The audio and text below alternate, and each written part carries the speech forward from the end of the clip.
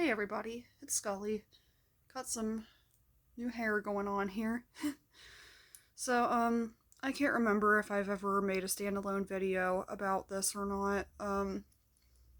As I've mentioned before in my previous videos, I have bipolar disorder and I have OCD. I kind of focused more so on the bipolar disorder for the longest time because that's what I thought was primarily going on with a lot of the stuff that I was dealing with.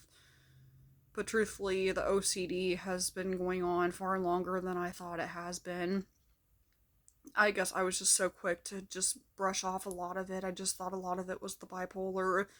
So I kind of just wanted to compare the two from my own personal experience. And I mean, if you have either one of these, your experience may be different, but this is just more so going into my personal experience. So, like I said, if you have anything that differs, then, feel free to add to this. It's not exactly a comprehensive list. But throughout my life, I've just had so many fixations and compulsions and obsessions that I guess I just thought it was the way I was. That Skully just, for some reason, had just things that she obsessed over. When it wasn't one thing, it was something else. I mean, I've had various TV shows I would fixate on, celebrity crushes, which is kind of embarrassing to talk about, but everybody kind of has fantasies. Everybody has make believe about, oh, if this person, if I had a chance with this person, or oh, if my life could be like this. Like, everybody has what if thoughts about stuff like that. Maybe on varying degrees. Maybe not everybody has that stuff, but basically, it's not super uncommon. And I just felt like I always got kind of lost in my own little fantasy world because it just felt safer sometimes just to be in my own head than dealing with reality. And I don't know how much of that could be signs of other things. I've uh, I've been tested for autism spectrum disorder before. It came back inconclusive. I honestly probably am on the spectrum to some degree as well. At this point, we'll probably never know because I'm grown now. I'm not a child or anything, so anything I've been dealing with at this point is probably just in the background for the most part, but that's kind of another thing. I'm talking more so about the bipolar and OCD at this point. I honestly can't tell you the last time I had an episode. Thankfully, the medications I've been on have stabilized my mood swings for the most part. So that's good news. But now the bad news is trying to figure out what to do about the OCD and the compulsions and the fixations and the obsessions.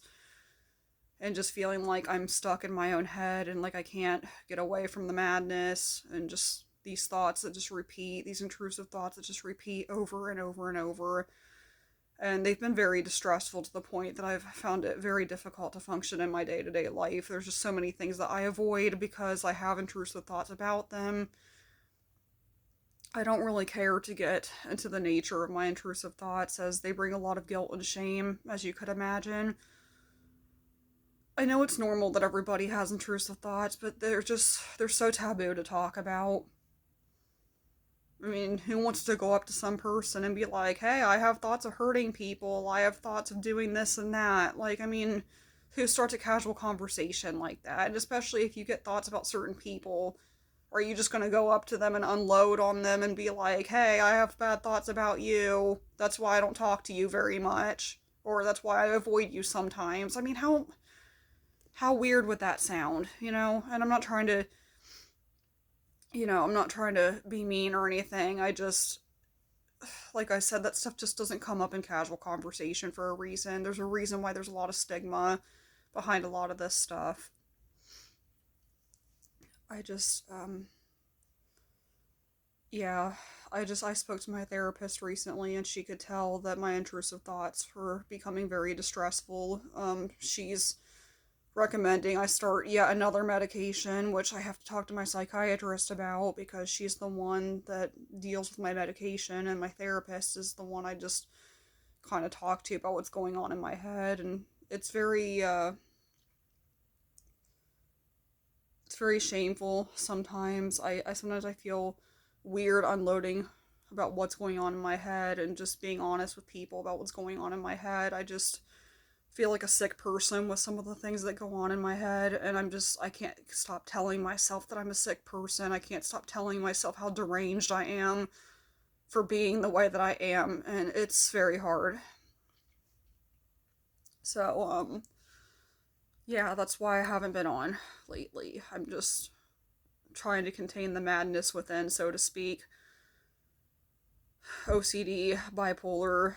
I mean, I can't tell you how many times with my bipolar disorder I have scared people away with my pressured speech and my racing thoughts and my flight of ideas that occurred in my manic episodes, but I don't get a lot of manic episodes anymore. And if you've seen the video of me when I was manic, it's a little intense to keep up with, and sometimes I feel shame when I see that video because it just makes me feel strange that I took a very vulnerable moment of myself and put it up online for the world to see, but I figured if people saw it, maybe that would help. Maybe that would give people some insight about what it's like to deal with the disorder, because it's not all peaches and cream, you know? Like with all this mental illness stuff, I mean, there's people that fake mental illness for attention, and then there's people that really struggle with it and want to show the world what it looks like, and that it's not all glamorous. You got to see it at its most vulnerable moments too. And I don't know, maybe not everybody wants to see that side of mental illness, but it's there. And how are people ever going to understand it unless they see it for themselves? So I'm sorry if this video is all over the place, but that's just kind of my 2 cents about OCD and bipolar disorder. I hope that this video can be helpful for people who are struggling with one or the other, or even both, like I am. But until next time, have a great day, guys.